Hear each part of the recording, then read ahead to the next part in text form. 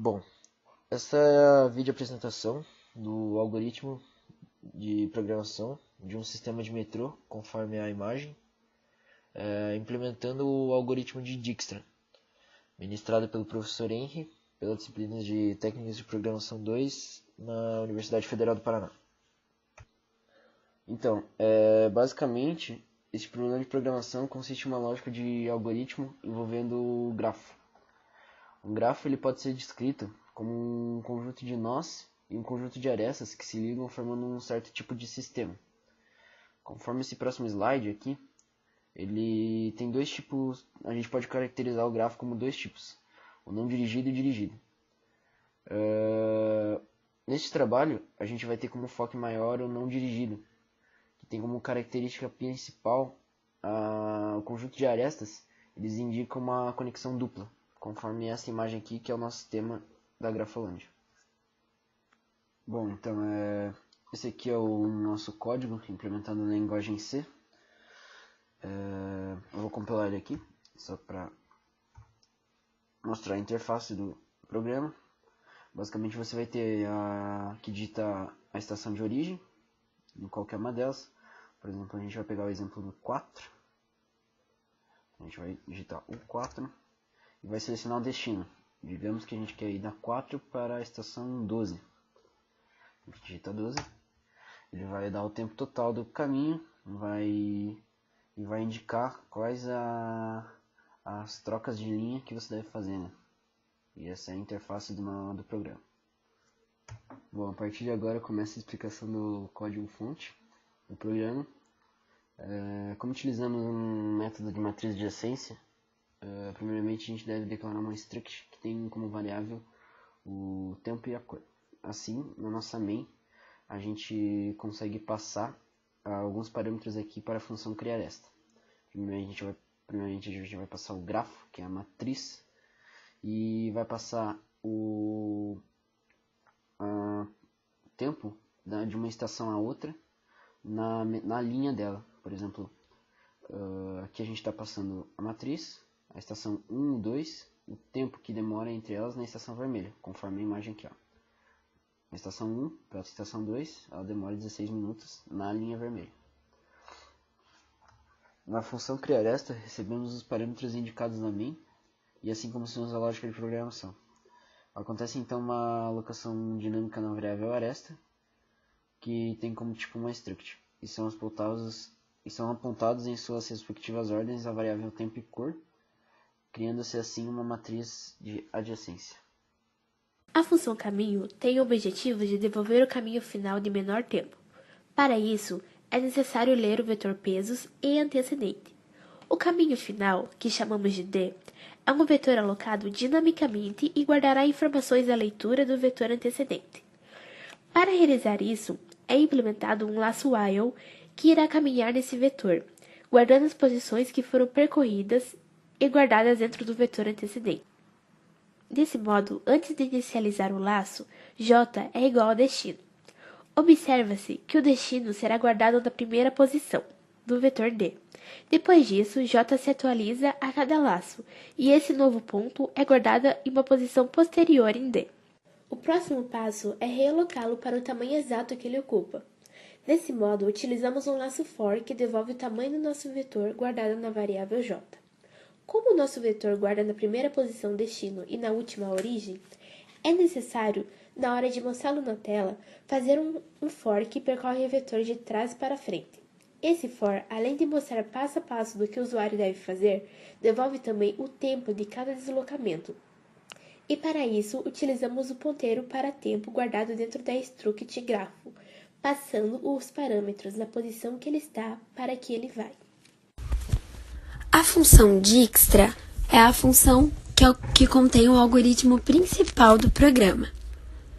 A ideia do algoritmo é inicialmente calcular a menor distância da origem solicitada para o usuário a todos os outros pontos, marcando seu antecedente e marcando o tempo mínimo gasto para chegar em cada ponto.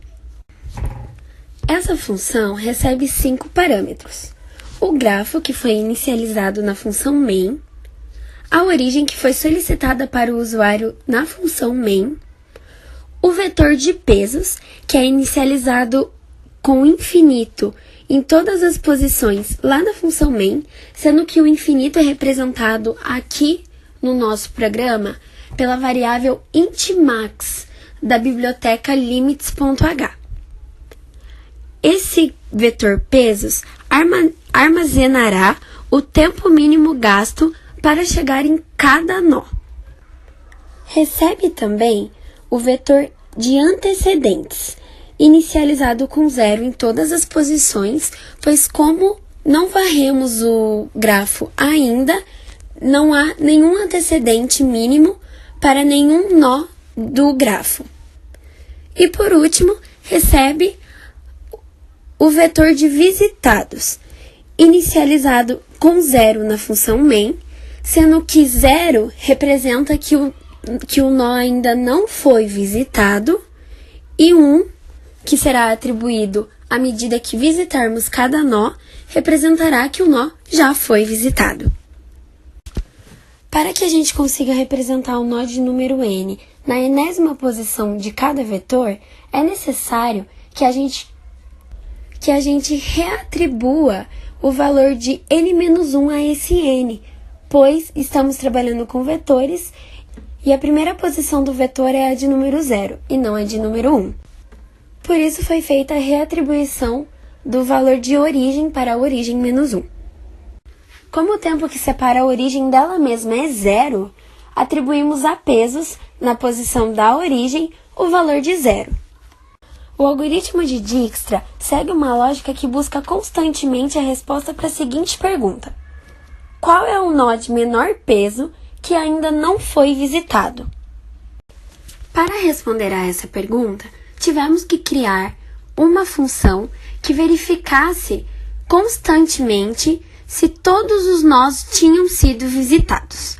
Esta é a função verifica visitados, que recebe como parâmetro o vetor de visitados e retorna 0 se ainda há algum nó que não foi visitado e retorna 1 quando todos os nós forem visitados. Para os nós não visitados, é atribuído o valor 0 inicialmente na função main. Para os nós visitados, é atribuído o valor 1 à medida que eles são visitados durante a execução do algoritmo de Dijkstra. Enquanto houver algum nó que ainda não foi visitado, precisamos encontrar o que possui o menor peso para prosseguir com o algoritmo.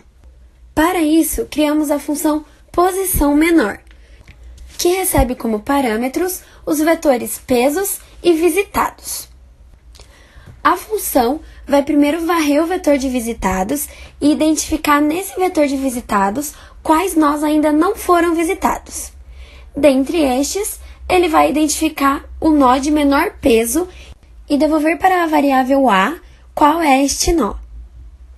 Vale ressaltar que inicialmente foi atribuído o peso 0 à origem, portanto é ela quem tem o menor peso. Após encontrar o nó de menor peso e passar por ele, precisamos marcá-lo como visitado. Então atribuímos 1 na posição deste nó dentro do vetor de visitados. Prosseguimos encontrando os nós adjacentes a este nó de menor peso recentemente encontrado. Para isso, varremos a matriz de adjacência na linha do nó recentemente encontrado. O objetivo é atribuir aos nós adjacentes o peso para se chegar a eles partindo da origem e passando pelo seu ponto antecedente, bem como marcar qual é o ponto antecedente a este nó.